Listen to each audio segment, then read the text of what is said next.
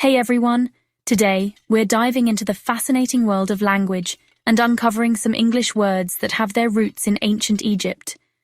Get ready to be amazed as we connect the dots between modern English and one of the oldest civilizations in history. Let's jump right in. Our first word is chemistry. Did you know it comes from the Egyptian word kemet or chem, referring to the black land of the Nile's fertile soil? The term evolved through Arabic as alchemia, relating to alchemy, and later became the modern science we know today. Pretty cool, right? Next up is desert. This word traces back to the Egyptian word deshret, meaning red land. It referred to the barren, sandy expanses surrounding the fertile Nile Valley. The term made its way into Latin and then English, keeping its essence intact. And that's why the word still evokes vast, arid landscapes today. Our third word is nature. This one has a deep connection to the ancient Egyptian concept of NTR, pronounced netjer, which means divine power or force of nature. The idea of nature as something sacred and life-giving carried over into Latin as natura, and eventually became the English word nature. Isn't it fascinating how ancient beliefs shape our modern vocabulary?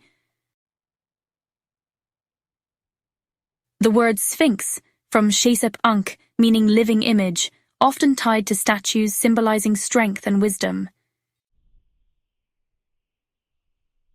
Oasis comes from the Egyptian weḥat, which directly refers to an oasis, describing the fertile areas in the desert.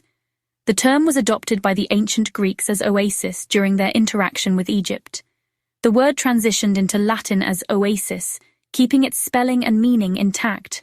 From Latin, it entered other European languages, including English, without significant alteration. In Arabic, the word for oasis is waha. This term is phonetically and conceptually similar to the Egyptian weḥat. Adobe, the word for sun-dried bricks, comes from the Egyptian tobe. It's a technology that's been around for thousands of years and is still used today. Ebony, the dark, luxurious wood, comes from the Egyptian word hbeni, haboni. It was highly valued and traded throughout the ancient world. Finally, canopic comes from canops, referring to the jars Egyptians used to store vital organs during mummification. This one's a bit more niche, but still fascinating. Fun fact: some of these words survived through the Greeks, who admired Egyptian culture and incorporated its terms into their language, passing them down to Latin and eventually English. Ancient Egypt truly was ahead of its time. Language is like a time machine, isn't it? Ancient Egyptian culture continues to influence us in ways we don't even realize. Which word surprised you the most? Let me know in the comments below.